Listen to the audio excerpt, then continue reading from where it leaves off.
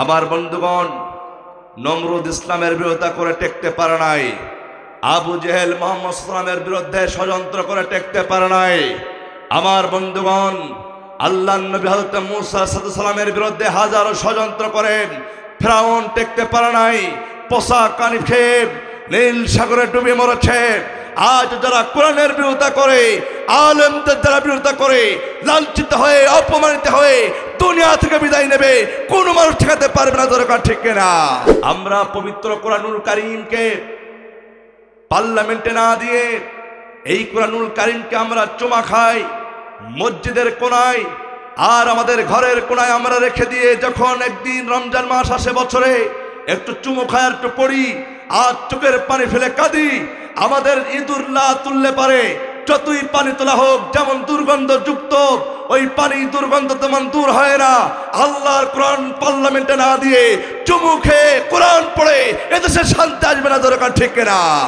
আমার বন্ধুগণ, একটি কথাই আমি বলতে চাই, আইয়ুব খানের শাসন, বঙ্গবন্ধুর ভাষণ, যা কেটেছে খাল, এরশাদের নানান তাল, ফখরুদ্দিন, মঈনুদ্দিন সব ঘর ডিম দেখা শেষ। আগামীতে টুপিওয়ালা দাড়িওয়ালাদের বাংলাদেশ। দরকার ঠিক না? এই বাংলাদেশ কায়েমের জন্য দুর্নীতি মুক্ত, চাঁদাবাজ মুক্ত, সন্ত্রাস মুক্ত একটা সুন্দর বাংলাদেশ করার জন্য যদি আবার আমাদের এক সাগর রক্ত ঢেলে দিতে হয়, জানমালের কোরবানি করতে হয়, জীবন দিতে হয়, শহীদ হতে হয়, স্ত্রী মায়া ত্যাগ করতে হয়, প্রস্তুত আছেন কারা কারা? দুটি হাত দেখান তারা তারা। যে মানুষ মানুষের বেদনায় কেঁদেছিলেন আজীবন মদিনায়, যে মানুষ মানুষের বেদনায় কেঁদেছিলেন আজীবন মদিনায়, সেই মানুষ হয় যদি এত সুন্দর,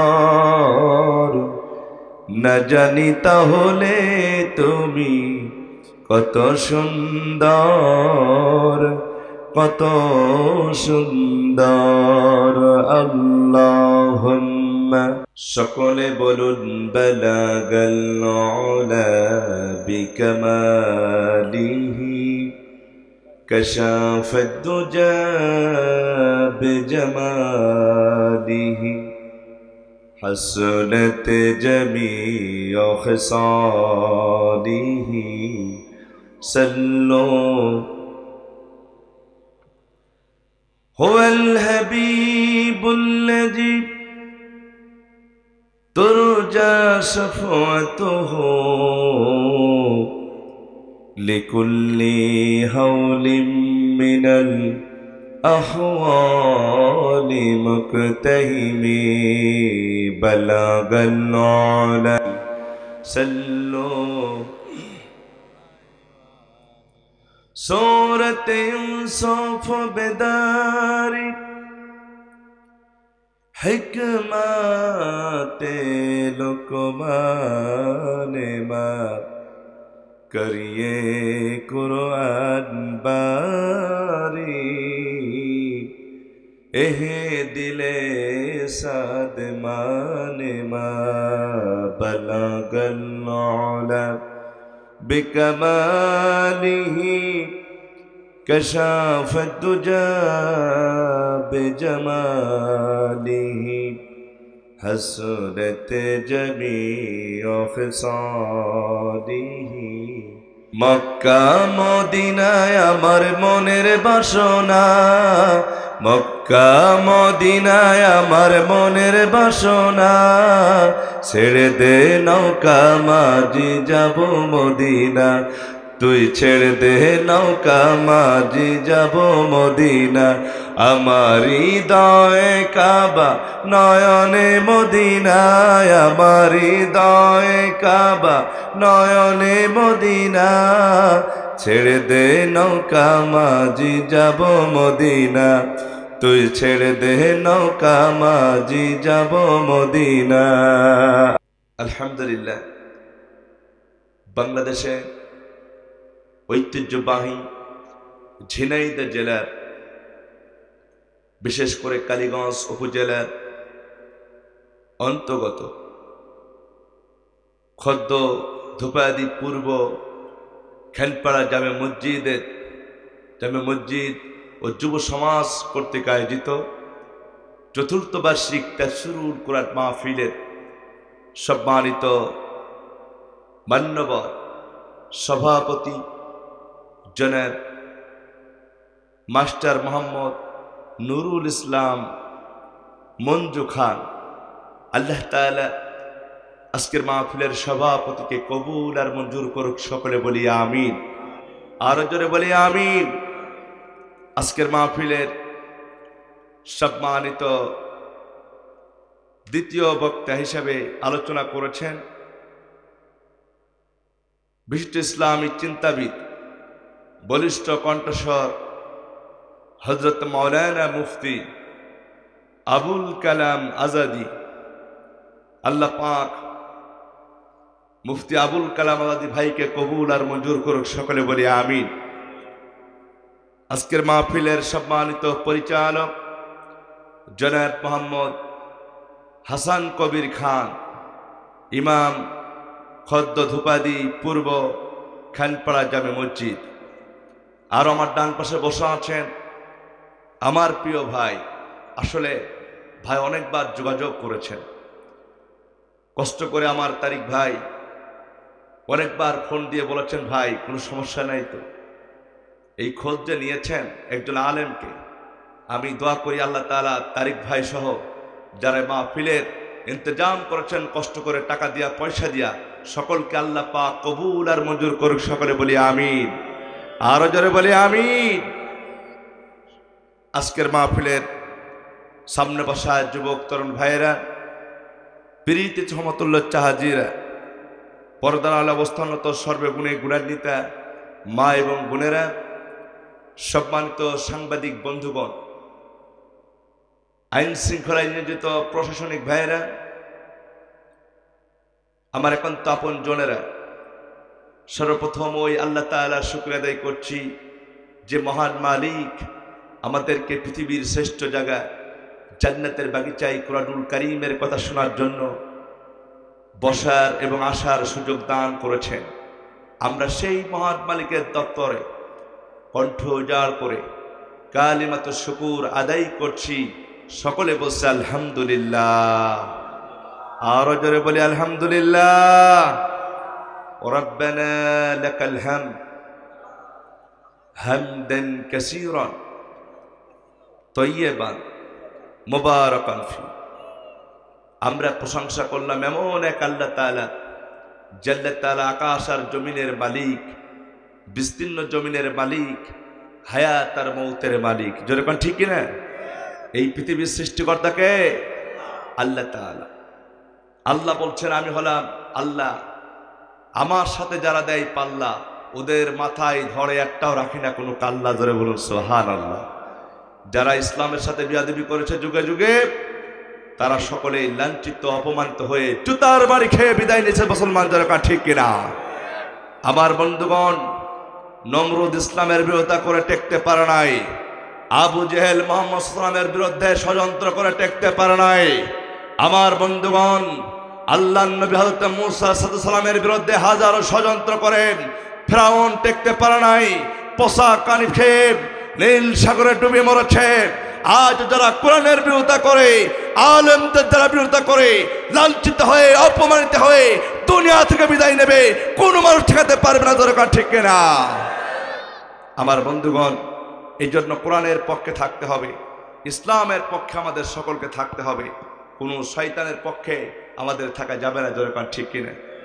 আল্লাহ তাআলা বিশেষ করে আমরা দরুদ ও সালাম পেশ করছি মানবতার মুক্তির দূত সাইয়্যিদুল মুরসালিন খাতামুন নবী, যেই নবীজি মানবতার কল্যাণের জন্য এই পৃথিবীতে এসেছিলেন, যেই নবীজি পথ ভোলা মানুষদেরকে সঠিক পথের দিশা দেওয়ার জন্য এই পৃথিবীতে এসেছিলেন, যেই নবী মানবতার কল্যাণের জন্য এই পৃথিবীতে এসেছিলেন, আমরা সেই নবীর প্রতি দরুদ এবং সালাম পেশ করছি। সকলে বলছি সাল্লাল্লাহু আলাইহি ওয়াসাল্লাম। সম্মানিত হাজরিন, রাসূলের প্রতি দরুদ পড়লে আল্লাহ পাক আপনার প্রতি 10টি রহমত নাজিল করবেন, বলি সুবহানাল্লাহ। এমন একজন নবী আমরা পেয়েছি যেই নবীজি চেহারা দেখলে পারে মানুষ ক্ষুধার যন্ত্রণা ভুলে যেত। এমন একজন নবী আমরা পেয়েছি যেই নবীজির চেহারার দিকে তাকালে আল্লাহ তাআলা সওয়াব দান করত। এমন একজন নবী আমরা পেয়েছি যেই নবীজি এখনো মদিনায় শুয়ে আমাদের জন্য কাঁদতেছেন। পৃথিবীর সব নবী কিয়ামতের দিন বলবেন ইয়া হাবলি ইয়া নফসি ইয়া নফসি, আর আমার নবীজি বলবেন ইয়া হাবলি উম্মতি ইয়া হাবলি উম্মতি। আল্লাহ আমার উম্মতের কি হবে, আমার গুনাহগার উম্মতের কি হবে, এই বলে কাঁদবেন। জোরে কাঁদ, ঠিক কিনা? সেই নবীজি আমাদের মাঝে নাই। নবীর প্রতি আমরা দরুদ সালাম পাঠাই, আরেকবার বলি সাল্লাল্লাহু আলাইহি ওয়াসাল্লাম। সম্মানিত হাজরিন, আপনাদের কাছে আমি সংক্ষিপ্ত আকারে কিছু কথা বলতে চাই। যেহেতু এই দেশে আমরা অনেকবার আমরা নির্যাতিত অত্যাচারিত হয়েছি, আলেম ওলামা সহ সাধারণ মানুষ, ইসলামের পক্ষে সবাই কিন্তু অত্যাচার হয়েছে। দরকার ঠিক কিনা?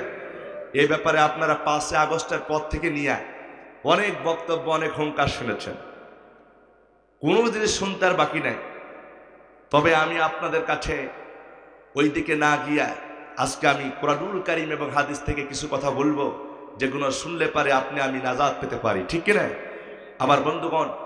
তবে একটি কথা আমি বলি, আমরা যতই ওয়াজ শুনি আর যতই যাই করি না কেন, কোরআনের পার্লামেন্ট গড়ার জন্য যদি আমরা চেষ্টা না করি, এদেশে শান্তি হবে না, ঠিক কিনা আমার বন্ধুগণ? একটি কথাই আমি বলতে চাই, আইয়ুব খানের শাসন, বঙ্গবন্ধুর ভাষণ, যা কেটেছে খাল, এর সাথে নানান তাল, ফখরুদ্দিন মঈনুদ্দিন সব ঘর ডিম দেখা শেষ।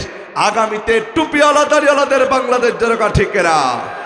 এই বাংলাদেশ কায়েমের জন্য দুর্নীতি মুক্ত, চাঁদাবাজ মুক্ত, সন্ত্রাস মুক্ত একটা সুন্দর বাংলাদেশ করার জন্য যদি আবার আমাদের এক সাগর রক্ত ঢেলে দিতে হয়, জানমালের কোরবানি করতে হয়, জীবন দিতে হয়, শহীদ হতে হয়, স্ত্রী মায়া ত্যাগ করতে হয়, প্রস্তুত আছেন কারা কারা? দুটি হাত দেখান তারা তারা। আল্লাহ কবুল করুক বলে আমি প্রথমে কয়েকটি উদাহরণ আমি দিতে চাই। আমার দেশে শান্তি আসে না কেন ভাই? কারণ হলো এই, আজকে থেকে 54 বছর হয়ে গেল প্রায় এই বাংলাদেশ স্বাধীন হয়েছে।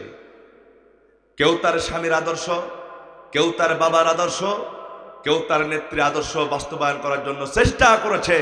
মুসলমান হিসাবে কুরআনুল কারীমের আদর্শ, কুরআনুল কারীমের আইন পার্লামেন্টে কায়েম করার জন্য চেষ্টা করা হয় না, দরকার ঠিক কিনা? এই জন্য আমাদের দেশে শান্তি আসে না। কুরআনুল কারীম যে শান্তি দিতে পারে, এটার জন্য আমাদের চেষ্টা করার দরকার আছে না নাই? আসতে বলবেন, আছে না নাই? আচ্ছা আমার বন্ধুগণ, কেন শান্তি আসছে না একটা উদাহরণ দিয়ে তারপরে আলোচনায় যাই। কষ্ট পাচ্ছেন না তো আপনারা? সারা রাত থাকবেন তো সকলে? সারা রাত ওয়াজ চলুক, সকলে মিলে সারা রাত ওয়াজ চলুক, হুজুর গোলাম অরুক। আমার বন্ধুগণ, আপনারা খুবই ভালো মানুষ, আমি বুঝতে পেরেছি। যখন শুরু করেছি কিছু কম ছিল, কিন্তু শুরু করার পরে মানুষ অনেক এসেছে, আলহামদুলিল্লাহ। আল্লাহ কবুল করুক বলি আমিন। এই মাহফিল আপনার আমার জীবনের শেষ মাহফিল হতে পারে, ঠিক কিনা আমার বন্ধুগণ? আমি উদাহরণ দিয়ে বলতে চাই এইভাবে, যে একটা কুয়ার ভিতরে ইঁদুর পড়েছে। এই ইঁদুরটা পড়ার পরে পানিটা নাপাক হয়ে গেছে কুয়ার ভিতরে। আগে তো কূপের ভিতর থেকে পানি তুলতো না, ওই কূপের ভিতর থেকে পানি তুলতো, মানুষ পানি পান করত, অনেক মানুষ বালতি দিয়া বিভিন্ন কায়দায় পানি তুলতো। তো ওই কূপের ভিতর যদি ইঁদুর পড়ে, ইঁদুরটা যদি মারা যায়, মারা যাওয়ার পরে কয়েকজন ব্যক্তি গিয়ে বলছে, হুজুর আমরা তো পানি পান করি কুয়ার ভিতর থেকে, তো পানি তুলতে গিয়ে দেখি ইঁদুর মরা পড়ে আছে, পানি দুর্গন্ধ হয়ে গেছে, এখন এই পানিটা পাক করবো কি করে? হুজুর বলে দিলেন, ফতোয়া দিলেন, আপনাদের এলাকার হুজুর ফতোয়া দিয়ে বললেন যে এই পানি যদি পাক করতে হয় তাহলে একটা কাজ করতে হবে। কি কাজ? ওখান থেকে ইঁদুরটা আগে তুলে ফেলতে হবে, সুন্দর করে তুলে আপাতত যত দূর পর্যন্ত পারা যায় ওই যে কয়েক বালতি পানি সুন্দর করে তুলতে হবে। তোলার পরে দেখবেন 8 থেকে 10 বালতি বা 20 বালতি তোলার পরে যখন ওই রংওয়ালা গন্ধ পানিগুলো যখন উঠে পড়বে, ভালো পানি যখন থাকবে, তখন থেকে খাওয়া শুরু করলে আর সমস্যা হবে না। আমার বন্ধুরা এই ফতোয়া হুজুর দিয়ে দিলেন, কিন্তু যারা গিয়েছে তারা কি করেছে, ইঁদুর থুয়ে দিয়েছে, পানি তুলেই যাচ্ছে। বলেন তো দেখি, কিয়ামত পর্যন্ত এই পানি তুললেও কি ওই দুর্গন্ধ যাবে? আসতে বলবো না যাবে? আমরা পবিত্র কোরআনুল কারীমকে পার্লামেন্টে না দিয়ে এই কোরআনুল কারীমকে আমরা চুমা খাই মসজিদের কোনায়, আর আমাদের ঘরের কোনায় আমরা রেখে দিয়ে যখন একদিন রমজান মাস আসে বছরে, একটু চুমু খায় একটু পড়ি আর চোখের পানি ফেলে কাঁদি। আমাদের ইঁদুর না তুললে পারে যতই পানি তোলা হোক, যেমন দুর্গন্ধ যুক্ত, ওই পানি দুর্গন্ধ তেমন দূর হয় না। আল্লাহর কোরআন পার্লামেন্টে না দিয়ে চুমু খেয়ে কোরআন পড়ে এদেশে শান্তি আসবে না, দরকার ঠিক না? আমার বন্ধুগণ, এই জন্য কোরআনুল কারীমের পক্ষে আমাদের আসতে হবে। সবে তো ভাইয়েরা আসুন, আল্লাহ তাআলা আমাদেরকে কি সুন্দর করে বলছেন যে আমাদের দিলের ভিতরে একজনের ভয় থাকতে হবে। কার ভয়? আল্লাহর ভয়। মানুষ পাপ করে কিন্তু আল্লাহর ভয় না থাকার কারণে। যদি কোনো বান্দার আল্লাহর ভয় থাকে, ওই বান্দার দ্বারা কোনোদিন পাপ কাজ হতে পারে না। এটা কোরআনুল কারীম গ্যারান্টি দিচ্ছেন। আমার বন্ধুগণ, লম্বা ভূমিকা নেব না, কয়েকটি ঘটনা আমি আপনাদের সামনে তুলে ধরব। আল্লাহ রাব্বুল আমিন কি সুন্দর করে বলছেন, বান্দা সমস্ত মানুষদেরকে আল্লাহ তাআলা ওয়াজ করে বলছেন, তাম পৃথিবীর সমস্ত মানুষদেরকে আল্লাহ ওয়াজ করে শোনায়া দিচ্ছেন। আল্লাহ তাআলা বলেন, ইয়া আইয়ুহাল্লাযীনা আমানুত্তাকুল্লাহা হাক্কা তুকাতিহি ওয়া লা তামুতুন্না ইল্লা ওয়া আনতুম মুসলিমুন।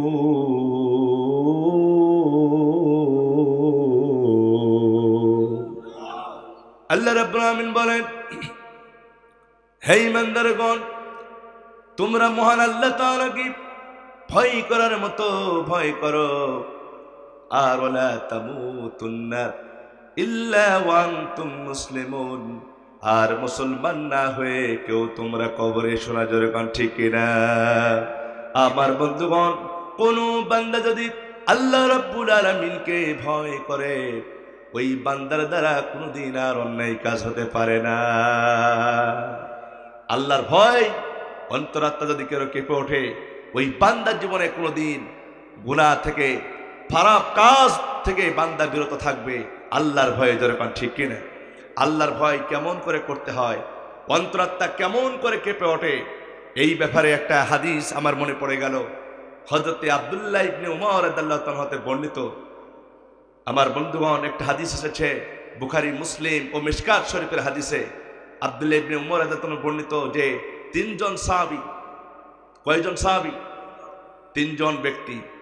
এখানে 3 জন সাহাবী কথা এটা হবে না, এখানে হচ্ছে 3 জন ব্যক্তি বনী ইসরাইলের। এই 3 জন ব্যক্তি তারা রাস্তায় বাইর হয়েছে। 3 বন্ধু একসাথে যখন রাস্তায় বাইর হলো, হওয়ার পরে প্রতিমধ্যে বিশাল আকারের আকাশে ঝড় শুরু হলো, বজ্রপাত শুরু হয়ে গেল। যেমন আমাদের এলাকায় অনেক সময় দেখবেন ধান চাষ যারা করে, ওই যে শিলাবৃষ্টি হয় না, ওই শিলাবৃষ্টি হয়ে দেখবেন ধানের আগা শীষওয়ালা ধান সব পড়ে যায়। আমার বন্ধুগণ, এই 3 বন্ধু যখন রাস্তায় বাইর হলো, আকাশে বজ্রপাত যখন শুরু হয়ে গেল, এমন সময় 3 বন্ধু চিন্তা করলো, এখন কোথায় যাব? পালাবার তো কোনো রাস্তা নাই, আল্লাহ ছাড়া আমাদের কেউ আর বাঁচাতে পারবে না। এমন করে 3 বন্ধু যুক্তি করে বলল, চলো আমরা ওই পাহাড়ের গুহার ভিতরে গিয়ে আশ্রয় নিই। আমার বন্ধুগণ, 3 বন্ধু আবার কি করলেন? দুনিয়ার ওই আযাব থেকে, বজ্রপাত থেকে বাঁচার জন্য 3 বন্ধু যখন গুহার ভিতরে গিয়ে আশ্রয় নিয়েছে, এমন সময় আশ্রয় নেওয়ার পরে গুহার ভিতরে যখন ঢুকে গেছে, এমন সময় উপর থেকে একটা পাথর এসে যেই জায়গা দিয়ে ঢুকেছিল ওই জায়গা বন্ধ হয়ে গেল। বন্ধ হয়ে যাওয়ার পরে 3 বন্ধু চিন্তা করলেন, এই গুহার ভিতর থেকে আমরা কেমন করে বাহির হব, কেমন করে আমরা এই জায়গা থেকে মুক্ত পাবো, কিভাবে আমরা এখান থেকে বাইর হব? 3 জনে মিলে চোখের পানি ফেলে কাঁদতে লাগলেন, আর ওই পাথরটা সরাতে লাগলেন। কিন্তু শত চেষ্টা করেও তারা পাথরটা সরাতে পারলো না। পাথর যখন সরাতে পারলো না, এমন সময় তিন বন্ধু যুক্তি করে বলছে, আমার ভাইরা, চোখের পানি ফেলে কোনো কাজ হবে না, কেঁদে কেঁদে কোনো কাজ হবে না, চোখের পানি ফেলে এখন কোনো কাজ হবে না। এখন যদি এই পাথরের এইটা থেকে, এই কঠিন বিপদ থেকে আমাদের বাঁচতে হয়, তাহলে এই সময় একজন আমাদের বাঁচাতে পারবেন, তিনি কে? আসতে বলবেন না, তিনি কে? আমার বন্ধুগণ, ওই গুহার ভিতরে দুনিয়ার কোনো মানুষ সেখানে দেখে নাই, দুনিয়ার কোনো রাজা বাদশাহ তাদেরকে দেখে নাই, দুনিয়ার কোনো মানুষ তাদেরকে লক্ষ্য করতে পারে নাই। তিন বন্ধু গুহার ভিতরে আটকে গেছে, আর তাদের বেরোনোর কোনো ক্ষমতা হয় নাই। তিন বন্ধু আবার কি করলেন? যুক্তি করে প্রথম ব্যক্তি আল্লাহর কাছে বলছেন, আল্লাহ, ও আল্লাহ, তোমার কাছে প্রার্থনা করি, হায় আল্লাহ তাআলা, আমার দুনিয়ায় পিতা মাতা বেঁচে ছিল, এই পিতা মাতাকে আমি কেমন করে প্রতিদিন খেদমত করতাম। আমি প্রত্যেক দিন মেয়ে চড়াতে যেতাম, আর ওই মেয়ে চড়িয়ে সন্ধ্যাবেলা যখন বাড়ি আসতাম, ওই বাড়ি আসার পরে আমার মা বাবার জন্য আমি কি করতাম? ছাগলের স্তন থেকে দুধ দহন করতাম। আমার সন্তানগুলো ক্ষুধার যন্ত্রণায় ছটফট করত, আমার সন্তানদেরকে না খাইয়া সর্বপ্রথম আমার পিতামাতাকে এই দুধ খাওয়াতাম। ওগো রব্বুল আলামিন, এই কাজটা, পিতামাতার খেদমতটা যদি তোমার কাছে পছন্দনীয় হয়ে থাকে, আল্লাহ গো, আজকে বিপদে পড়েছি, এই আমলের ওসিলায় আমাদের বিপদ থেকে আল্লাহ বাঁচায় দাও। হাদিস শরীফে হচ্ছে, যখন ওই বান্দা প্রথম ব্যক্তি আল্লাহর কাছে চোখের পানি ফেলে প্রার্থনা করেছেন, আল্লাহ রাব্বুল আমিন দয়া করে মেহেরবানি করে ওই বান্দার প্রার্থনা কবুল করে নিয়া কঠিন বিপদ থেকে আল্লাহ পাথরটা একটু সরায় দিয়েছেন, বলি সুবহানাল্লাহ। যখন দোয়া করলেন, পিতামাতার অজুহাত দিয়ে, পিতামাতার খেদমতের কথা বলে আল্লাহ তাআলা পাথরের 3 ভাগের 1 ভাগ সরায় দিয়েছে, আর মাত্র 2 ভাগ বাকি, বলি সুবহানাল্লাহ। তাহলে ভয় করতে হবে কাকে? আসতে কোনো ভয় করতে হবে কাকে? আল্লাহ, সে আল্লাহ এখনো আছে। বিপদে আপদে যদি আমরা আল্লাহকে ভয় করে ডাকি, আল্লাহকে সাহায্য চাই, অবশ্যই আমার আল্লাহ সাহায্য করবে, দরকার, ঠিক কিনা? আমার বন্ধুগণ, এবার দ্বিতীয় বান্দা কি করলেন? আল্লাহর কাছে হাত তুলে বললেন, আল্লাহ, আমার জীবনে চাচাতো একটা বোন ছিল, আমার খুবই সুন্দর চেহারা, আমি কি করলাম? আমার আপন চাচাতো বোনের বিয়ের জন্য প্রস্তাবে দিই, খারাপ কাজের জন্য প্রস্তাবে দিই, কিন্তু আমার চাচাতো বোন তো কোনোদিন রাজি হলো না। আমি কি করলাম? একদিন আমার চাচাতো বোনকে বললাম, চাচাতো বোন, তোমাকে রাজি হতেই হবে।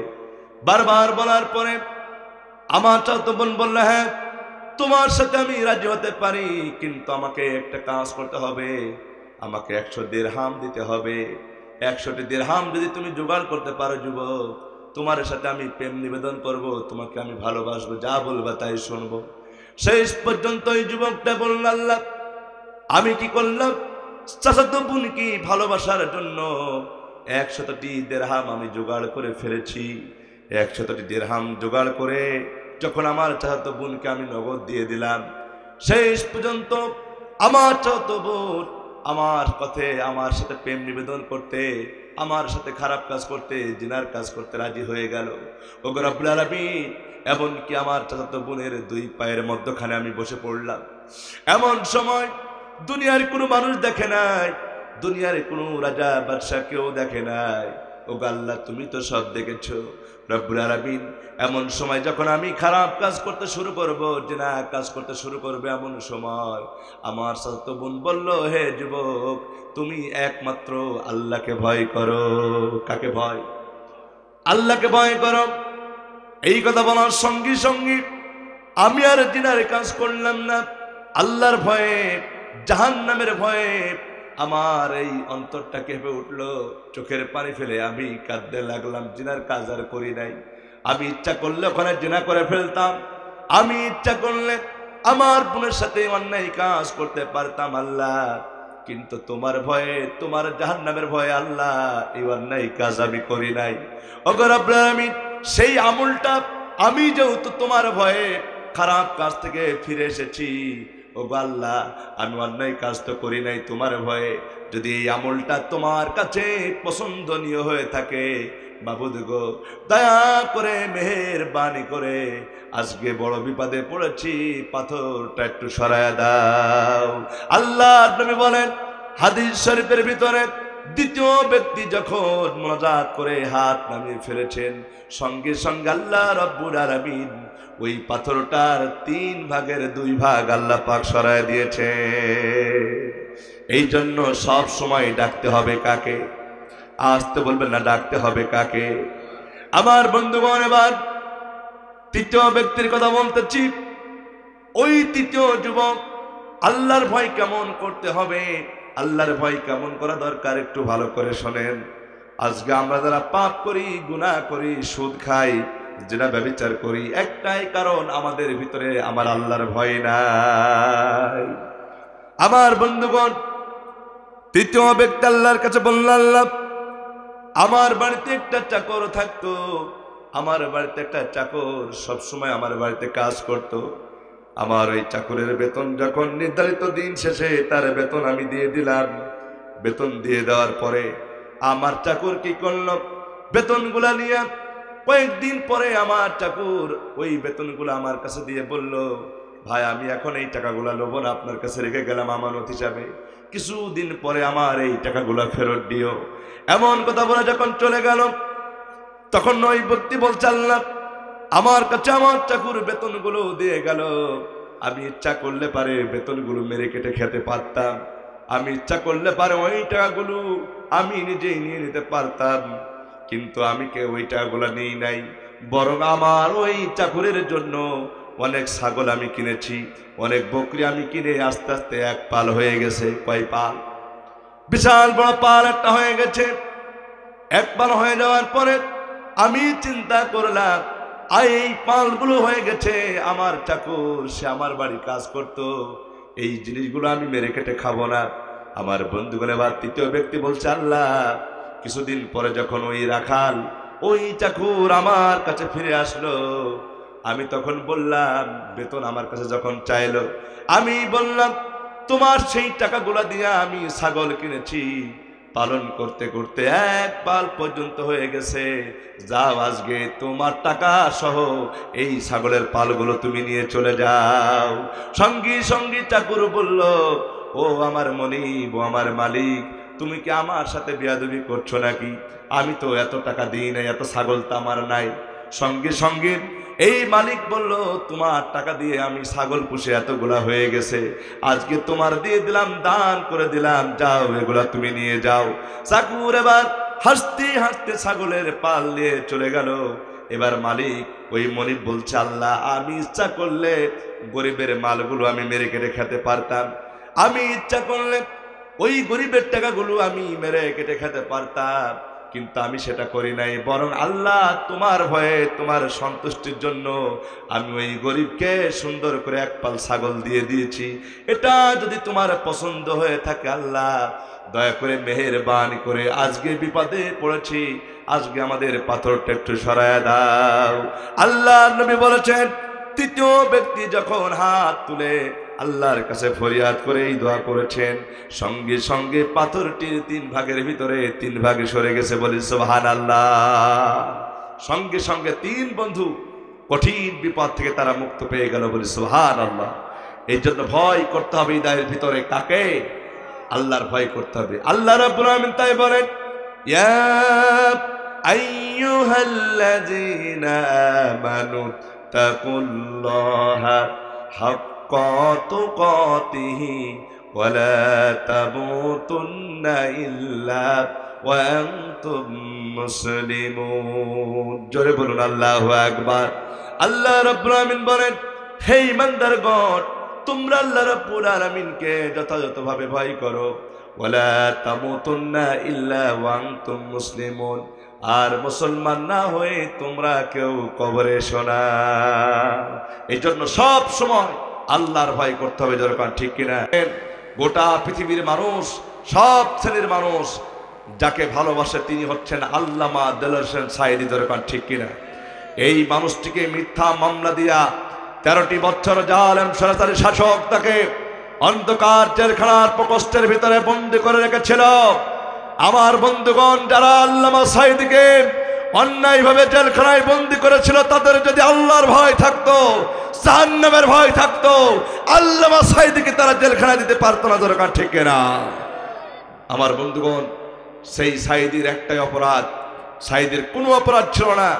আল্লামা সাঈদীর একটাই অপরাধ হলো, আল্লামা সাঈদী দিন কায়েমের আন্দোলনের কথা বলে। দরকার ঠিক কিনা? আমার বন্ধুগণ, তিনি আল্লামা সাঈদী এমন একটা মানুষ, গোটা পৃথিবীর মুসলমান যেখানেই এখন আমরা আলেম ওলামা যারা ওয়াজ করি, সবাই কিন্তু সাঈদীর নাম আমরা শুরু করি। দরকার ঠিক কিনা? কারণ এই তাফসীর জগতের সম্রাট হলেন আল্লামা দেলোয়ার হোসেন সাঈদী। দরকার ঠিক কিনা? আমার বন্ধুগণ, জালেমরা চেয়েছিল মানুষের ভিতর থেকে, ভালোবাসা থেকে আল্লামা সাঈদীকে দূরে সরে রাখবে, কিন্তু আল্লাহ পাক বললেন, আমি আল্লামা সাঈদীর ভালোবাসা মানুষের হৃদয়ের ভিতরে করে দিয়েছি। আল্লামা সাঈদী যদি মরেও যায়, তারপরও আল্লামা সাঈদীর মানুষ স্মরণ করবে। দরকার ঠিক কিনা? আচ্ছা বলেন তো দেখি, আমরা এখানে যারা আছি, আমরা দল মত নির্বিশেষে, আমরা কিন্তু সব শ্রেণীর মানুষ এখানে আছি, দল মত নির্বিশেষে আমরা আলেম হিসাবে, একজন আল্লাহওয়ালা হিসাবে আমরা সাঈদীকে ভালোবাসি। দরকার ঠিক কিনা? আমার বন্ধুগণ, এটা অস্বীকার করার আমাদের কিছুই নাই। সেই সাঈদীর নাম আমাদের হৃদয়ে আছে। সাঈদীকে যদি হত্যাও করা হোক, তারপরেও সাঈদী আমাদের হৃদয়ের ভিতরে আছে। দরকার ঠিক কিনা? আমার বন্ধুগণ, সেই সাঈদীর ব্যাপারে আমাকে বলা হয়েছে যে একটা সঙ্গীত বলতে। আমার এক ভাই খুবই সঙ্গীত চয়েস করে, আমি বলবো আল্লামা সাঈদীকে নিয়ে বলবো, সবাই শুনবেন তো ইনশাআল্লাহ। আল্লামা সাঈদী তুমি মরনি, শহীদ হয়েছ তুমি এটাই জানি, শহীদ হয়েছ তুমি এটাই জানি। আল্লামা সাঈদী তুমি মরনি, শহীদ হয়েছ তুমি এটাই জানি, শহীদ হয়েছ তুমি এটাই জানি। কারাগারে কাটালে 13টি বছর, বাতিলকে পেছে তোমার দেখি থর থর। ঠিক না বেঠি? কারাগারে কাটালে 13টি বছর, বাতিলকে পেছে তোমার দেখি থর থর। তুমি যে ছিলে মোদের নয়নমণি, তুমি যে ছিলে মোদের নয়নমণি, শহীদ হয়েছ তুমি এটাই জানি। আল্লামা সাঈদী তুমি মরনি, শহীদ হয়েছ তুমি এটাই জানি, শহীদ হয়েছ তুমি এটাই জানি। দেখা তো হবে না আর এই জীবনে, দেখা হবে জান্নাতি ফুল বাগানে। ঠিক না বেঠি? দেখা তো হবে না আর এই জীবনে, দেখা হবে জান্নাতি ফুল বাগানে। এই আশা কবুল করো আল্লাহ তুমি, শহীদ হয়েছ তুমি এটাই জানি, শহীদ হয়েছ তুমি এটাই জানি। জোরে জোরে বলুন মারহাবা। আমার বন্ধুগণ, যে কথা বলতেছিলাম, আল্লাহর ভয় কেমন করলে পারে বান্দা কেমন করে পাপ কাজ থেকে বেঁচে যাবে, সেই ঘটনা আপনাদের সামনে বলতেছিলাম। আমার বন্ধুগণ, আল্লাহর ভয় কেমন করে করতে হয়, কেমন ভাবে অন্যায় কাজ থেকে বিরত থাকতে হয়, আমার মা বোনেরা, যুবক তরুণ ভাইরা, দিল লাগায় এবার শুনুন, দিলের কান দিয়ে শুনতে হবে। আমার বন্ধুগণ, একজন নবীর কথা আমার মনে পড়ে গেল। আল্লাহর একজন নবী হযরত ইউসুফ আলাইহিস সালাম, তিনি একজন নবী ছিলেন। আমার বন্ধুগণ, সেই ইউসুফ আলাইহিস সালামের ঘটনা আপনাদের সামনে তুলে ধরবো। কেমন ভয় তিনি করেছিলেন, কিভাবে তিনি অন্যায় কাজ থেকে বিরত ছিলেন, এই আলোচনা শুনলে আপনারা বুঝতে পারবেন। আমি কিন্তু আজে বাজে কোনো কথা বলবো না, কুরআন এবং হাদিস থেকে ঘটনাগুলো বলতেছে। আমার বন্ধুগণ, এবার শুনুন। আমার বন্ধুগণ, ইউসুফ আলাইহিস সালাম তিনি কিন্তু আল্লাহর একজন নবী ছিলেন, অনেক সুন্দর চেহারার মনের মানুষ, অনেক সুন্দর চেহারা। সেই ইউসুফ আলাইহিস সালাম ছোট্টবেলায় আল্লাহ তাআলা তাকে এত সুন্দর চেহারা দিয়েছিল। ইউসুফ আলাইহিস সালামের পিতার নাম ছিল ইয়াকুব আলাইহিস সালাম। কি নাম? ইয়াকুব আলাইহিস সালাম। আমার বন্ধুগণ, আচ্ছা আমি কি ওয়াজ শেষ করে দিব নাকি? তো ওটা কেন, কি সমস্যা?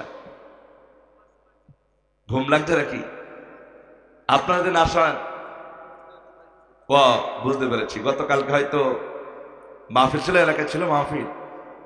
আমার বন্ধুগণ, আপনাদের প্রতিদিনই তো মাহফিল, ঠিক কিনা?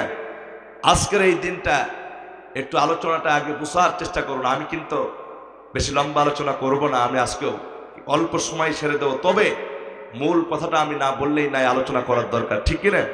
আমার বন্ধুগণ, যে কথা বলতেছিলেন, হযরত ইউসুফ আলাইহিস সালাম, তিনি কিন্তু অনেক সুন্দর চেহারা, সুদর্শন চেহারা আল্লাহ পাক তাকে দান করেছিলেন। ইয়াকুব আলাইহিস সালাম তার সন্তানদের ভিতরে হযরত ইউসুফ আলাইহিস সালামকে ইয়াকুব আলাইহিস সালাম ভালোবাসতেন বেশি, বলি সুবহানাল্লাহ। আচ্ছা, বাপ কিন্তু সব থেকে ছোট ছেলেকে বেশি ভালোবাসে, ঠিক কিনা? সব ছেলেকেই ভালোবাসে, কিন্তু ছোট যে হয় তাকে একটু আদর একটু বেশি করা হয়।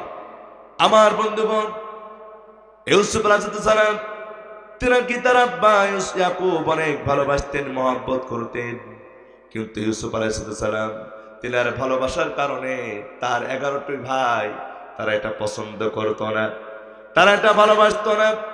কিন্তু কি করলো তারা?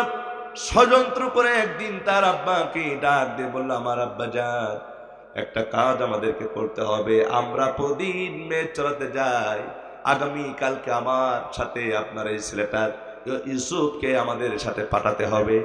আমার বন্ধুগণ, কেমন ঘটনা দেখি, ভাইরা তাকে ষড়যন্ত্র করেছে মেরে ফেলার জন্য। আমার বন্ধুগণ, শেষ পর্যন্ত ইউসুফ আলাইহিস সালামকে আল্লাহ পাক ওই ষড়যন্ত্র থেকে তাকে মিশরের সিংহাসনে বসায় দিয়েছিলেন, বলুন সুবহানাল্লাহ। আমার বন্ধুগণ, যে কথা বলতেছিলেন, হযরত ইউসুফ আলাইহিস সালাম এবারে কি করলেন? তার ভাইরা যখন তাকে আস্তে করে নিয়ে চলে গেল, আমার বন্ধুগণ, ইয়াকুব আলাইহিস সালাম বললেন, আমার সন্তানেরা আমার বড় ভয় হয়, তোমরা আমার সন্তানকে নিয়ে গেলে পারে তাকে হয়তো খেয়েও ফেলতে পারে নেকড়েতে, এটা তোমরা নিয়ে যাও না। সঙ্গে সঙ্গে ছেলেরা বলল, বাবা আপনি টেনশন করবেন না, কোনো চিন্তা করবেন না, আমরা ইউসুফকে সবাই মিলে পাহারা দেব, তাকে খেতে দেব না।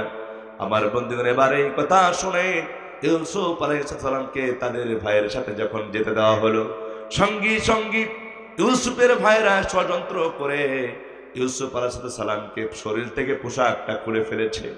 জামাটা খুলে ফেলার পরে হযরত ইউসুফ আলাইহিস সালামকে ওই কুয়ার ভিতরে ফেলে দেওয়া হয়েছে।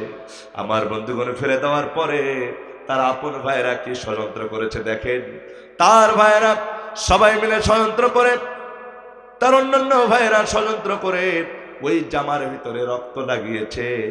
লাগিয়ে আব্বার কাছে গিয়ে বলছেন, আব্বা গো, এই দেখো আমরা ইউসুফকে রেখে যখন ছাগল আমরা চড়াতে গিয়েছিলাম অনেক দূরে, আমরা যখন অনেক দূরে চলে গেলাম, সেই সময় একটা নেকড়ে এসে ইউসুফকে ধরে নিয়ে চলে গেছে, এই দেখো তার জামায় রক্ত লেগে আছে। হযরত ইয়াকুব আলাইহিস সালাম বুঝতে পারলেন ছেলেরা ষড়যন্ত্র করেছে আমার সন্তানকে।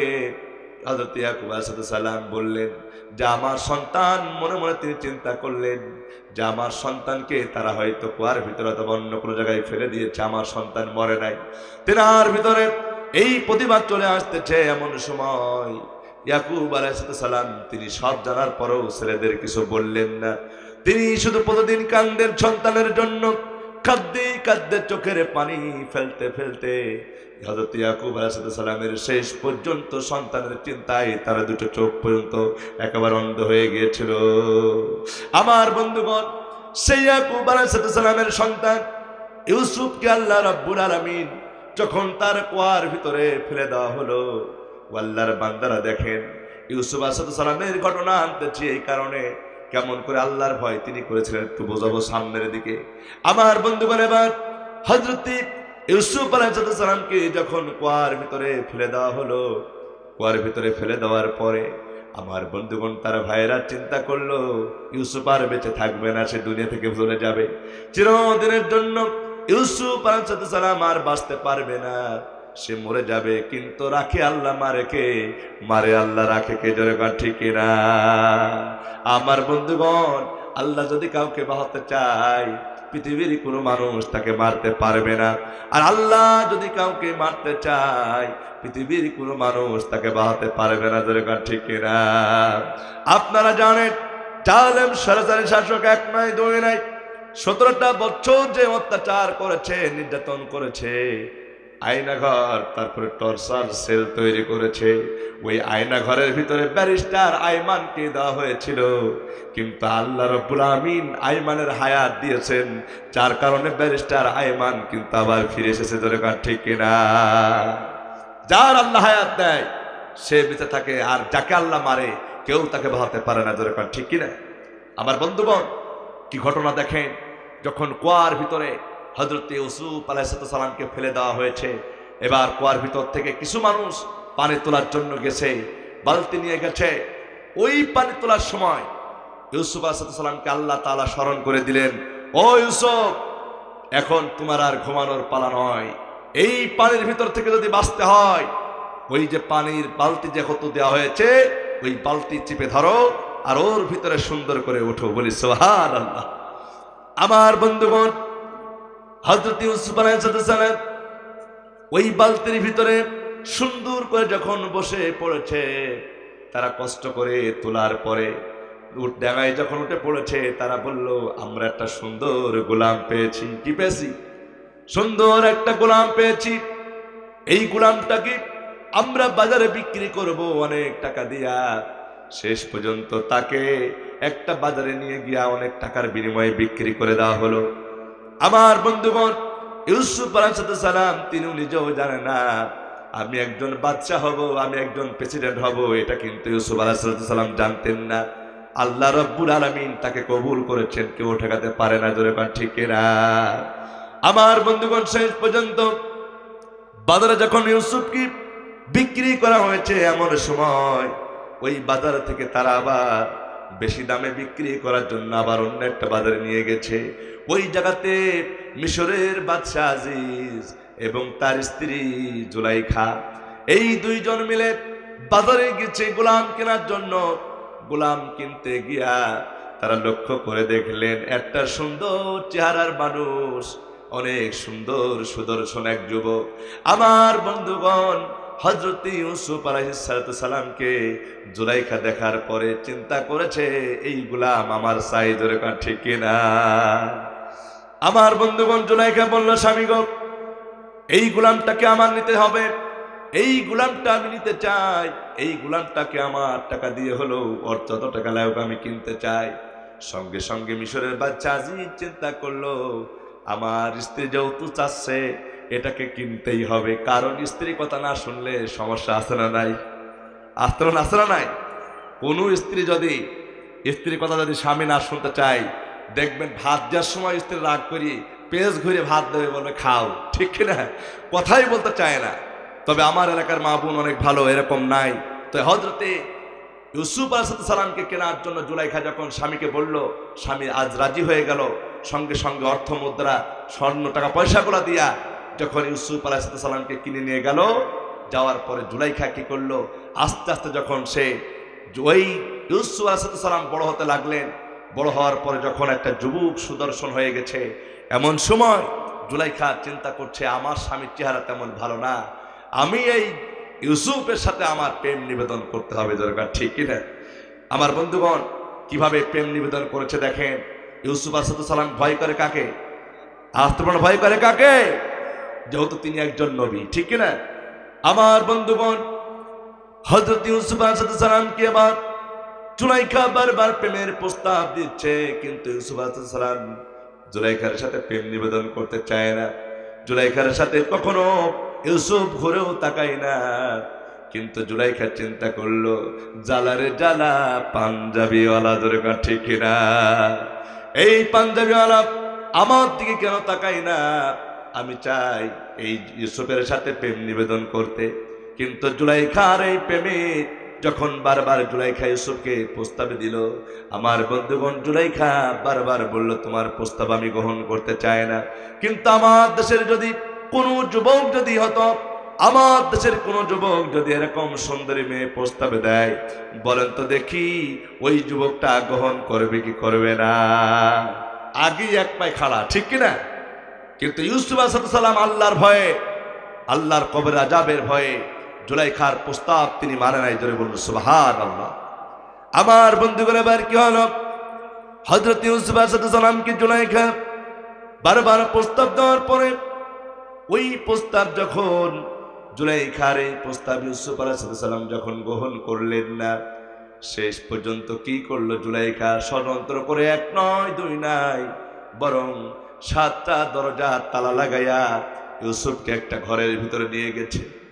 আমার বন্ধুগণ, জুলাইখা ষড়যন্ত্র করে 7টা দরজা তালা লাগাইয়া যখন ইউসুফ আলাইহিস সালামকে একটা রুমের ভিতরে নিয়ে গেছে প্রেম নিবেদন করবে বলে, এমন সময় জুলাইখা ইউসুফকে ডাক দিয়ে বলল, ও ইউসুফ রে, আজকে তোমার সাথে আমি প্রেম নিবেদন করতে চাই, আজকে তোমার সাথে আমি ভালোবাসা করতে চাই, আমার দিকে তুমি তাকাও, আর আমার সাথে তোমার আজকে প্রেম নিবেদন করতে হবে।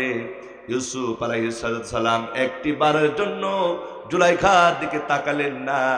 ইউসুফ আলাইহিস সালাম বললেন, আনা খাফুল্লাহ, আমি কেবলমাত্র আল্লাহকে ভয় করি। জোরে ঠিক কিনা? আমার বন্ধুগণ, সেই জুলাইখা আবার কি করলো? যখন ইউসুফ জুলাইখার প্রেম নিবেদন করলো না, জুলাইখার সাথে ভালোবাসা যখন করতে চাইলো না, সঙ্গে সঙ্গে জুলাইখা কি করলো? নিজের শরীর থেকে পোশাকগুলো খুলে ফেলছেন আর ওই মূর্তির মুখ সুন্দর করে ঢেকতেছেন। ইউসুফ আলাইহিস সালাম জিজ্ঞাসা করলেন, ও জুলাইখা, তুমি নিজের শরীর থেকে পোশাক খুলতেছ আর মূর্তির মুখটা কেন ঢেকতেছ? সঙ্গী সঙ্গী জুলাইখা ডাক দিয়ে বলল, প্রাণের স্বামী গো, আমি যদি তোমার সাথে এখন যদি আমি প্রেম নিবেদন করতে চাই, আমি তোমার সাথে আজকে আমার স্বামী বাদে তোমার সাথে খারাপ কাজ করতে চাই, আর যদি এখন আমার মনিব যদি এই মূর্তি আমি তৈরি করেছি, এই মনিব যদি আমাকে দেখে ফেলে, তাহলে আমি তো গুনাহগারী হয়ে যাব, মনিবের সামনে খারাপ কাজ করা তো যাবে না। এই কারণে মূর্তির মুখটা আমি এখন পোশাক খুলে খুলে ঢেকে দিতেছি। সঙ্গে সঙ্গে ইউসুফ আলাইহিস সালাম বললেন, ও জুলাইখা, সামান্য মূর্তির মুখ ঢাকার জন্য নিজের শরীর থেকে যদি পোশাক খুলতে হয়, যে আল্লাহ রাব্বুল আমিন আরশে আজিমের মালিক, তামাম পৃথিবীর মালিক, যে আল্লাহ তাআলা তোমাকে আমাকে সবকিছু দেখতেছে, যে আল্লাহ রাব্বুল আমিন সবকিছুর খোঁজ খবর রাখেন, ওই আল্লাহ রাব্বুল আলামিনের মুখ আমি কি দিয়া ঢেকবো? জোরে কান ঠিক কিনা? আমার বন্ধুগণ, এবার জুলাইখা কি করলেন?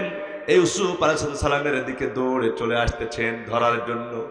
আর ইউসুফ আলাইহিস সালাম আল্লাহর কাছে বললেন, আল্লাহ, আমি তো বিপদে পড়ে গেছি, ওগো রব্বুল আলামিন, দয়া করে মেহেরবানি করে আমাকে তুমি এখন বাঁচাই দাও এই জুলাইখার হাত থেকে, আমাকে তুমি বাঁচাই দাও। এই কথা যখন বললেন, সঙ্গে সঙ্গে আল্লাহ রাব্বুল আলামিন হযরত ইউসুফ আলাইহিস সালামকে বললেন, ইউসুফ রে, কোনো ভয় করো না, কোনো টেনশন করো না, কোনো চিন্তা তুমি করো না। জুলাইখার ষড়যন্ত্রে 7টা দরজা আমি আল্লাহ রাব্বুল আমিন খুলে দিব, মাত্র একটু দৌড় দিবা, আর দরজার সামনে যখন তুমি চলে যাবা, আমি আল্লাহ রাব্বুল আমিন জুলাইখার ষড়যন্ত্রের 10টা তালা, আমার বন্ধুগণ যত তালা করেছেন, 7টা দরজা আমি আল্লাহ রাব্বুল আমিন নিজ গুণে আমি আল্লাহ তাআলা খুলে দেব। বলুন সুবহানাল্লাহ। জুলাইখা ষড়যন্ত্রে যদি 1000 তালা হয়, তাও আমি আল্লাহ তাআলা খুলে দেব, তোমার কোনো টেনশন করা লাগবে না। 1টা নয়, 10টা নয়, বরং 1000 তালা যদি জুলাইখা লাগাই, তারপরেও আমি আল্লাহ তাআলা তোমার জন্য দরজা খুলে দেব। বলি সুবহানাল্লাহ। আমার বন্ধুগণ, জুলাইখার প্রেমে ইউসুফ আলাইহিস সালাম কিন্তু রাজি হয় নাই। ভয় করেছেন কাকে? আমি কিন্তু ভয় নিয়েই কিন্তু কথা বলতেছি। ভয় যদি আমাদের ভিতরে থাকে, আমাদের দ্বারা কোনো পাপ হবে না। জোরে ঠিক কিনা? শেষ পর্যন্ত জুলাইখার কি অবস্থা হলো দেখেন। আমার বন্ধুগণ, ইউসুফ আলাইহিস সালাম দৌড় দিয়েছেন। এবার দরজার দিকে যখন তিনি দৌড় দিয়েছেন, দৌড় দেওয়ার সঙ্গে সঙ্গে জুলাইখাও পেস পেস দৌড় দিয়েছেন। এবার জুলাইখা যখন ইউসুফ আলাইহিস সালামের পেস পেস দৌড় দিয়েছে, ইউসুফ আলাইহিস সালাম দরজার সামনে যাওয়ার পরপরই আমার আল্লাহ রাব্বুল আমিন ওই সুন্দর করে জুলাইখা ষড়যন্ত্রের দরজাগুলি আল্লাহ পাক খুলে দিচ্ছেন। বলি সুবহানাল্লাহ। আমার বন্ধুগণ, ওই দরজাগুলো যখন খুলে দেওয়া হচ্ছে, এমন সময় ইউসুফ আলাইহিস সালাম একের পর এক দরজার সামনে চলে যায়, আর দরজাগুলি আল্লাহ রাব্বুল আমিন খুলে দেয়। কিন্তু 6টা দরজা যখন খোলা হয়ে গেছে, আর মাত্র একটা দরজা বাকি। ওই 7ম দরজার সামনে হযরত ইউসুফ আলাইহিস সালাম যখন তিনি পৌঁছে গেছেন, পৌঁছে যাওয়ার পরে ইউসুফ আলাইহিস সালাম যখন দরজার সামনে গেছে, দরজা খুলতে একটু দেরি হয়েছে, সঙ্গে সঙ্গে পেছন দিক থেকে জুলাইখা ইউসুফ আলাইহিস সালামের জামা টান দিয়ে ধরেছে। ইউসুফ আলাইহিস সালাম এমন জোরে দৌড় দিয়েছে, জুলাইখার দিকে তাকায় নাই, বরং পেছনের জামা সঙ্গে সঙ্গে ছিঁড়ে একেবারে শেষ হয়ে গেল। আমার বন্ধুগণ, সঙ্গে সঙ্গে মিশরের বাচ্চা আজিজের সামনে ইউসুফ আলাইহিস সালাম এবং জুলাইখা দুজনই হাজির হয়ে গেল। আমার বন্ধুগণ, এবার জুলাইখা কি করলো? স্বামীর কাছে পেতনি কান্না, যেমন কিছু কিছু মহিলা দেখবেন এমনি কান্দে, অনেক রকমের শয়তানি ঢং করে কান্দে। জুলাইখা এবার কেঁদে কেঁদে বলছে, প্রাণের স্বামী গো, আমার সাথে দেখো এই ইউসুফ, আমি দুধ কলা খেয়ে কি পুষলাম, এই ইউসুফ আমার সাথে তো খারাপ কাজ করতে শুরু করেছে। আমাকে ধর্ষণ করার জন্য, আমাকে প্রেম নিবেদন করার জন্য, আমার চরিত্র নষ্ট করার জন্য এই ইউসুফ চেষ্টা করেছে। একে যদি বিচার না করো প্রাণের স্বামী গো, আপনার সাথে আমার সম্পর্ক ভালো হবে না। আমার বন্ধুগণ, সঙ্গে সঙ্গে মিশরের বাচ্চা আজিজ এবার ডাক দিয়ে বলল, ও ইউসুফ, সত্যিকারে বলো তো দেখি, তুমি এই কাজ করেছো নাকি? ইউসুফ বলছেন, আল্লাহর কসম করে বলি, আল্লাহকে সাক্ষী রেখে বলি, আমি ইউসুফ জুলাইখার দিকে কোন নজরেও তাকাই নাই। আমার বন্ধুগণ, এবার কি হলো দেখি, মিশরের বাচ্চা আজিজ এবার কি করলেন? হযরত ইউসুফ আলাইহিস সালামের বললেন, ও ইউসুফ রে, তোমার বিরুদ্ধে কিন্তু সাক্ষী জোগাড় করতে হবে, তুমি যে নির্দোষ এটা তুমি এখন সাক্ষী জোগাড় করো। ইউসুফ আলাইহিস সালাম বললেন, ও আমার দেশের বাদশাহ আজিজ, শোনো, আমার পক্ষে কোনো সাক্ষী দেওয়ার মতো মানুষ নাই, আমার পক্ষে কে এমন সাক্ষী দেবে? তবে একটা কথা বলি, আমার পক্ষের সাক্ষী দেবে আমার আল্লাহর পক্ষ থেকে 6 মাসের শিশু বাচ্চা। ধরে বলুন সুবহানাল্লাহ। আপনাদের কি সব ভুলে গেলেন নাকি? কি আমি ওয়াজ শেষ করে দিব? আপনার তো শুনবেন, কিন্তু উঠে গেলে তো অনেক মানুষ এই উঠাউটি গুলা এগুলা পছন্দ নেই, ঠিক কিনা? আমার বন্ধুগণ, ওয়াজ মাহফিলে যদি আসেন, নিয়তটা কিন্তু সহি করে আসতে হবে। কিছু কিছু মানুষ আছে এমন, খানিক শুনেই চলে যায়। এগুলো ধানের চিঠি, ধানের চিঠি বোঝেন তো, বাতাস দিলেই কিন্তু চিঠিগুলো উড়ে চলে যায়, ঠিক কিনা? আর যেগুলো ধানের মূল দানা, সেইগুলা কিন্তু যতই বাতাস দিয়ে নড়ে না। তো মাহফিলেও যারা সত্যিকারে ইমানদার, তারা কিন্তু শুরু করে শেষ না করে বাড়ি যায় না, দরকার, ঠিক কিনা? আমার বন্ধুগণ, তবে আমি বিশ্বাস করি আজকের এই মাহফিলে আপনারা এসেছেন, আজকে যদি সত্যিকারে ইউসুফ আলাইহিস মতন আল্লাহকে ভয় করে আমরা চলতে পারি, অবশ্যই আল্লাহ তাআলা আমাদেরকে পাপ কাজ থেকে বিরত রাখবে। আর যেই বান্দা দ্বারা পাপ কাজ হবে না, ওই বান্দা আল্লাহর জান্নাতে যাবে, দরকার, ঠিক কিনা? আমার বন্ধুগণ, এবার বিচারটা কেমন হলো এবার শুনি। হযরত ইউসুফ আলাইহিস সালাম এবার তিনি কি করলেন? ছোট্ট মাসুম বাচ্চার সাক্ষী তার পক্ষে হাজির করলেন। আমার বন্ধুগণ, হযরত ইউসুফ আলাইহিস সালাম আল্লাহর কাছে কেঁদে কেঁদে বললেন, আল্লাহ, ওগো আরশের মালিক, আজকে যদি আমি সাক্ষী জোগাড় না করতে পারি, তাহলে তো মিশরের বাচ্চা আজিজ আমাকে কল্লা কেটে ফেলবে, আমাকে মেরে ফেলবে। ওগো আল্লাহ, তুমি তো আমার বাঁচানোর মালিক, তোমার কাছে প্রার্থনা করি, আল্লাহ গো, দয়া করে মেহেরবানি করে আমার পক্ষের সাক্ষী তুমি আল্লাহ পাক জোগাড় করে দাও।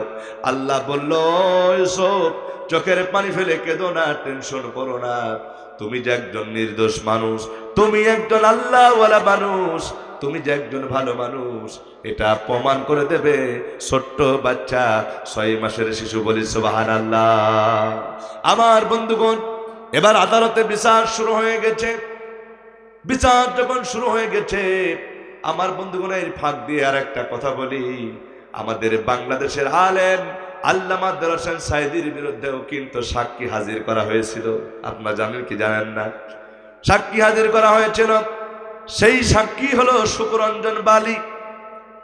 শুকুরঞ্জন বালি, তাকে বলা হলো, তুমি সাঈদীর বিরুদ্ধে মিথ্যা সাক্ষী দিবা, সাঈদীর বিরুদ্ধে যদি মিথ্যা সাক্ষী দাও, লক্ষ লক্ষ টাকা তোমাকে দেওয়া হবে, আর তুমি সাইদির বিরুদ্ধে মিথ্যা সাক্ষী যদি হাজির করতে পারো, মিথ্যা সাক্ষী দিতে পারো, তোমাকে জামায়া ধরে রাখা হবে। এই কথা বলা হলো। সঙ্গে সঙ্গে শুকরঞ্জনের বালি কেঁদে কেঁদে বলল, আমার সন্তানের, আমি তোমার হাত ধরে বলছি, এই এলাকার ভিতরে আমরা দেখেছি এই পিরোজপুরের মাটিতে আল্লামা সাইদির মতন ভালো মানুষ আর হতে পারে না। ধরে বলি সুবহানাল্লাহ। তার বিরুদ্ধে তুমি সাক্ষী দিতে যাও না, তার প্রতি তুমি সাক্ষী দেবা না।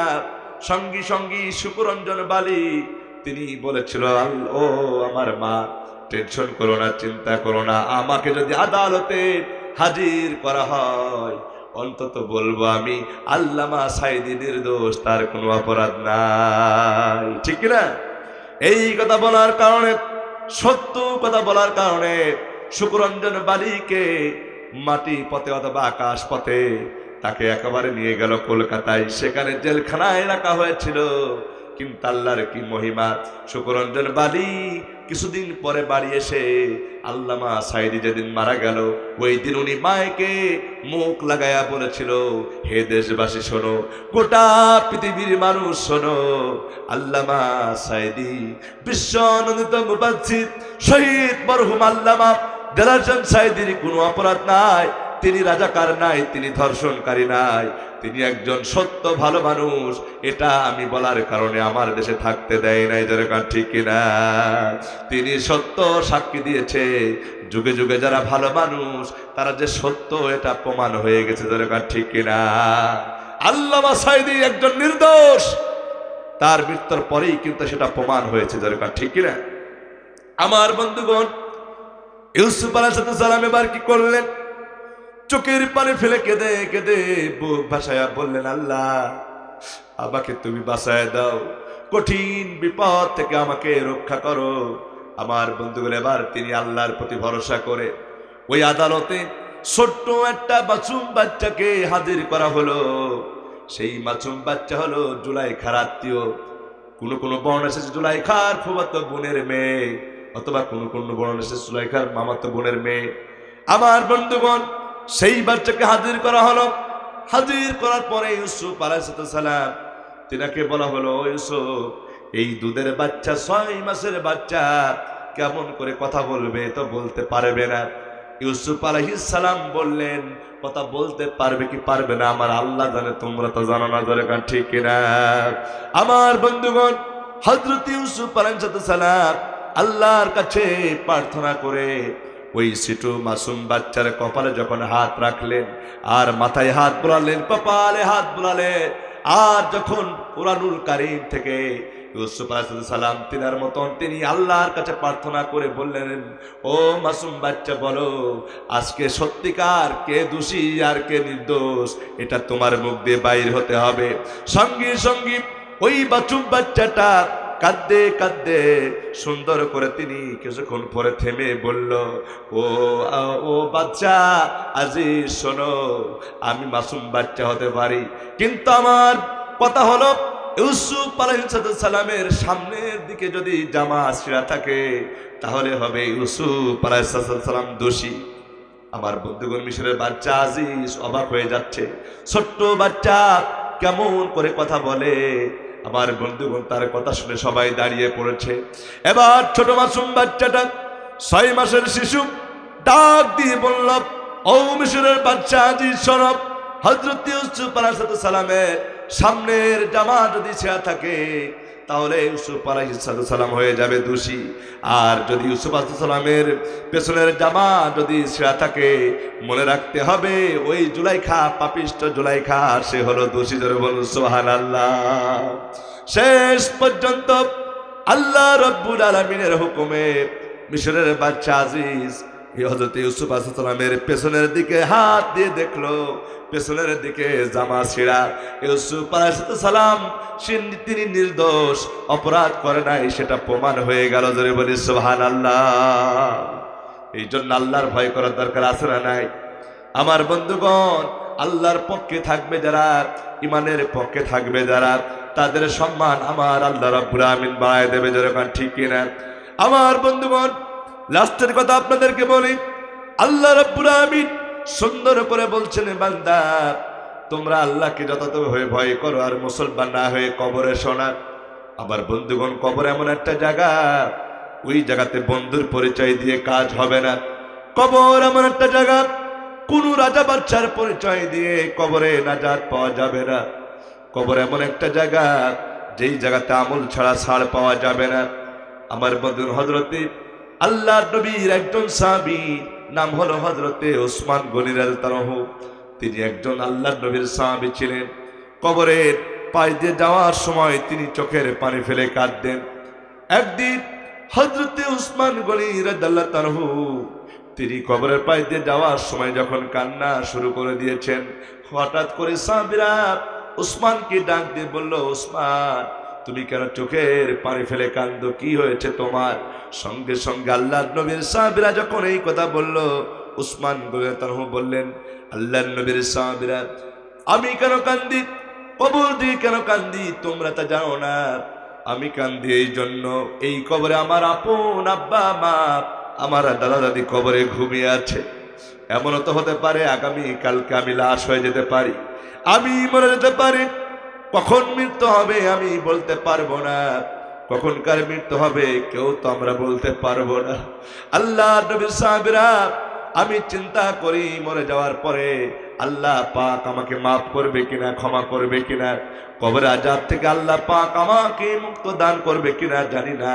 এই চিন্তায়, এই ভয়ে আমি বেশি বেশি করে কাঁদি। দরকার ঠিক কিনা? আমার বন্ধুগণ, আমরা যারা এখানে এসেছি, আমাদের অনেকের বাবা, অনেকের মা গহীন কবরে শায়িত হয়ে আছে। আপনার পিতা, আপনার মাতা ওই কবরে শুয়ে শুয়ে চিন্তা করতেছে, আমার সন্তানেরা মাহফিলে গেছে, কোরআনুল কারীমের কথা শুনতে গেছে, আমার মেয়েরা গেছে, আমার জন্য দান করছে কিনা একটা চিন্তা। আল্লাহর নবী বলেছেন, যেই সন্তানেরা মা বাবার জন্য দান করবে, মসজিদে মাদ্রাসায় দান করবে, আল্লাহ রাব্বুল আলামিন ওই সন্তানদের দানের ওসিলায় মা বাবাকে মাফ করতে পারে। দরকার ঠিক কিনা? এই জন্য আপনাদের কাছে বলি, সর্বশেষ আমার একটু দাবি, আমি এখন মুসাফির মানুষ। আল্লাহর নবী বলেছেন, মুসাফিরদের দোয়া কবুল হয়, পিতা মাতার দোয়া কবুল হয়, মাজলুমের দোয়া কবুল হয়। এই জন্য আপনাদের কাছে বলতে চাই, মসজিদ মেরামতের কাজ চলতেছে। এই মসজিদ হলো আল্লাহর ঘর। আল্লাহর নবী বলেছেন, মান বানা লিল্লাহি মসজিদান বানাল্লাহু লাহু বাইতান ফিল জান্নাহ। যদি কোনো বান্দা একটা মসজিদ ঘর বানায় দেয়, আমার আল্লাহ রাব্বুল আমিন জান্নাতে তার জন্য ঘর বানায় দেবে। দরকার ঠিক কিনা? আর কথা বলো না কেন? দরকার ঠিক কিনা? যদি মসজিদ ঘর আপনি আমি বানায় দিই, আপনারাই তো এই টাকা দিয়ে মসজিদ বানাইছেন, ঠিক কিনা? এই মসজিদ যদি আপনি বানায় দেন, আল্লাহ রাব্বুল আমিন জান্নাতে আপনার ঘর বানায় দেবে। এই জন্য বলতে চাই, একটা মানুষও আজকে আমরা খালি হাতে যাব না, সবাই মিলে কম বেশি এই মসজিদে দান করে যাব, ঠিক কিনা? আমার বন্ধুগণ, আমি বলতে চাই, মসজিদের জন্য সর্বপ্রথম কোন বান্দা এমন আছেন যে অন্তত আল্লাহ সন্তুষ্টির জন্য মসজিদে 5,000 টাকা দেবেন, এমন কোন বান্দা আছেন যে আমি তার জন্য খাস করে দোয়া করব? আমার বন্ধুগণ, আমি দেখতে চাই মঞ্চে আছেন এমন কোন ব্যক্তি যে মসজিদের জন্য, মসজিদ নির্মাণ কাজের জন্য, আমি আমার মা বাবা মারা গেছে, আপনজন মারা গেছে, তার জন্য আমি 5,000 টাকা দেবো ইনশাআল্লাহ। এমন কোন ব্যক্তি আছেন? কেউ আছেন ভাই? আমার বন্ধুগণ, আচ্ছা 5,000 টাকা আপনাদের দেওয়ার দরকার নাই, 1,000 টাকা দেবেন এমন কোন বান্দা আছেন মসজিদ ঘর নির্মাণের জন্য, বাপ মার জন্য? আছেন? কেউ আছেন? আমি দোয়া করবো খাস করে। মসজিদ সভাপতি তরিকুল ইসলাম কত? 5,000 টাকা। বলুন মারহাবা। আমাদের তরিকুল ইসলাম ভাইয়ের দানকে আল্লাহ কবুল করুক বলে আমিন। আল্লাহ তার পরিবারের যত মানুষ মারা গেছে সকলকে আল্লাহ মাফ করে দিক। দানকারীর ওই পিতা মাতা সুখে রেখো কবরে, নূরের টুপি মাথায় দিয়া উঠাই বেলকাল হাসরে। সম্মানিত হাজরিন, আর কোন ভাই আছেন যে মসজিদ ঘর নির্মাণের জন্য 1,000 টাকা করে 10 জন ব্যক্তি দেখতে চাই? 1,000 টাকা করে। খুবই দ্রুত নাম বলেন, খুবই দ্রুত। লিল্লাহি তাকবীর। আল্লাহ তোমার বান্দা, আল্লাহ কোন বান্দা কোন নিয়তে দান করছেন? জিন্নাত আলী খান মসজিদ নির্মাণের জন্য করলেন 1,000 টাকা দান। আল্লাহ কিয়ামতের দিন বাড়ায় দিও মান আর সম্মান। বলুন আমিন। আমিনো আমিনো আল্লাহ আমিনো, দানকারীরা জান্নাতেরও জামিনো। টাকা পয়সা বাড়ি গাড়ি সবই পড়ে রবে, রিক্ত হাতে শূন্য হয়ে কবরবাসী হবে। আর কে আছেন ভাই? হযরতে আবু বকরের সাথে জান্নাতে যাওয়ার জন্য 1000 টাকা মসজিদে দান করবেন, এমন কেউ আছেন? আমি দোয়া করবো খাস করে। আমার বন্ধুগণ, খুবই দ্রুত মত করে দেব, অনেক রাত হয়ে গেছে, আপনাদের আর কষ্ট দেব না, এখনই মত হবে। আপনারা সকলেই মতের জন্য প্রস্তুতি গ্রহণ করুন।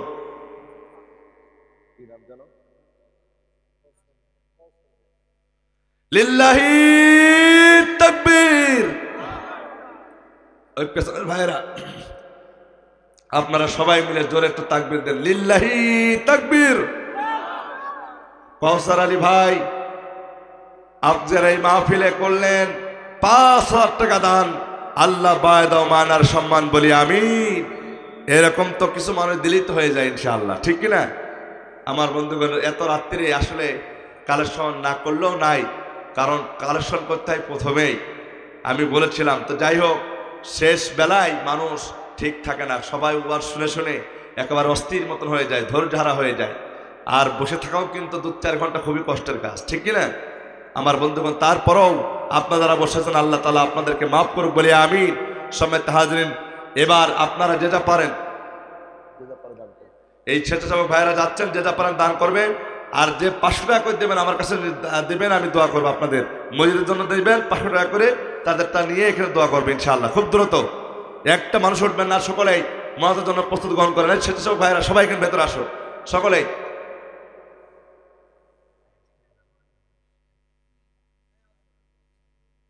সকলে একটা সঙ্গীত শুনি। হারিয়ে যাব একই দিন আমি, রব নাই ভুবনে চিরদিন। মহিলা প্যান্ডেলে আমার মা বোনেরা যারা আছেন, আপনারা দয়া করে কালেকশন করে, নিজেরাই কালেকশন করে এই জায়গাতে দেবেন। কয়েকজন উঠে কালেকশন করে মঞ্চে দেবেন ইনশাআল্লাহ, খুবই দ্রুত। আর আমি এর ফাঁক দিয়ে একটা সঙ্গীত আপনাদের শোনাই, এরপরে আমরা মত করবো ইনশাআল্লাহ। হারিয়ে যাব একই দিন আমি, রব নাই ভুবনে চিরদিন। হারিয়ে যাব একই দিন আমি, ভুবনে চিরদিন। জোরে জোরে বলুন মারহাবা। আব্দুল মতিন খান 1000 টাকা বলি মারহাবা। আল্লাহ দানকে কবুল করুক বলে আমিন। যে যা দান করেছেন আল্লাহ পাক সকলের দানকে কবুল করুক। আবার ইনশাআল্লাহ আপনারা দান মসজিদে নিজ দায়িত্বে আপনারা দান করবেন ইনশাআল্লাহ। আল্লাহ তাআলা সকলকে কবুল করুক। এই মাহফিলের আয়োজন যারা করেছেন, বিশেষ করে যারা কষ্ট করে মানুষের দ্বারে দ্বারে গিয়ে টাকা তুলে এই মাহফিলের আয়োজন করেছেন, আপনারা পরিশ্রম করেছেন, সকলের জন্য দোয়া করি আল্লাহ পাক সকলকে দিনের জন্য কবুল করুক। সকলে বলি আমিন। সকলে মহাতের জন্য প্রস্তুতি গ্রহণ করি, এখনই মত হবে ইনশাআল্লাহ। اللهم آمين. وربنا ظلمنا أنفسنا وإن لم تغفر لنا وترحمنا لنكونن من الخاسرين. আল্লাহ তাআলা, আমরা তোমার গুনাহগার বান্দা, ওগো রব্বুল আলামিন। আজকের এই মাহফিলে আমরা মা বোনেরা যারা এসেছি, যুবক ভাইরা যারা এসেছি আল্লাহ, এবং মাহফিলের আয়োজন যারা করেছেন, শোনার জন্য কষ্ট করে যারা এসেছেন, বিনিময় কাল কিয়ামতের দিন যেদিন মা তার সন্তানকে ভুলে যাবে, সন্তান তার মায়ের পরিচয় দিবে না, মানুষগুলো কাঁদতে কাঁদতে চোখের পানিগুলো শেষ হয়ে যাবে। আল্লাহ তাআলা, এমন কঠিন মুসিবতের সময় এই মাহফিল আমাদের সকলের জন্য নাজাতের মাধ্যম আল্লাহ বানায় দিও। আল্লাহ তাআলা, বিশেষ করে আমরা যারা হাত তুলেছি আমিন আমিন বলতেছি আল্লাহ, আল্লাহ তাআলা আমাদের অনেকের ওগো রব্বুল আলামিন আপনজন ওই গহীন কবরে শুয়ে আছে আল্লাহ, অনেকের পিতামাতা ওই গহীন কবরে শুয়ে আছে আল্লাহ। আল্লাহ তাআলা, পিতামাতা কত আপনজন, আমরা পিতামাতাকে চিনতে পারলাম না। আল্লাহ তাআলা, আল্লাহর নবী বলেছেন, যার মা বাবা বেঁচে আছে, সন্তান যদি একবার মায়ের দিকে মহব্বতের নজরে তাকায়, আল্লাহ পাক কবুল হজের সব বান্দার আমল নামায় দিয়ে দেয়। আল্লাহ আমাদের মা বাবা যাদের মরে গেল, আল্লাহ ও আল্লাহ, আমরা কত সব থেকে বঞ্চিত হচ্ছে আল্লাহ জানি না। আল্লাহ আমাদের যাদের মা বাবা আত্মীয় স্বজন গহীন কবরে শায়িত হয়ে আছে, আল্লাহ আমাদের হাতগুলো কবুল করে নিয়া পিতা মাতার কবরটাকে জান্নাতের বাগিচা বানায়া দাও। আল্লাহ তাআলা যেই কবরে থাকবে ওই কবরের সাথে তোমার জান্নাতের সাথে কারেকশন করায়া দাও আল্লাহ। আল্লাহ তাআলা তামাম পৃথিবীর মাটির নিচে যত মাইয়েত মুমিন মুমিনাত ইমানের সাথে মারা গেছে, আল্লাহ দয়া করে মেহেরবানি করে সকলের কবরের আযাবকে মাফ করে দাও। আল্লাহ তাআলা বিশেষ করে ফিলিস্তিন মায়ের মা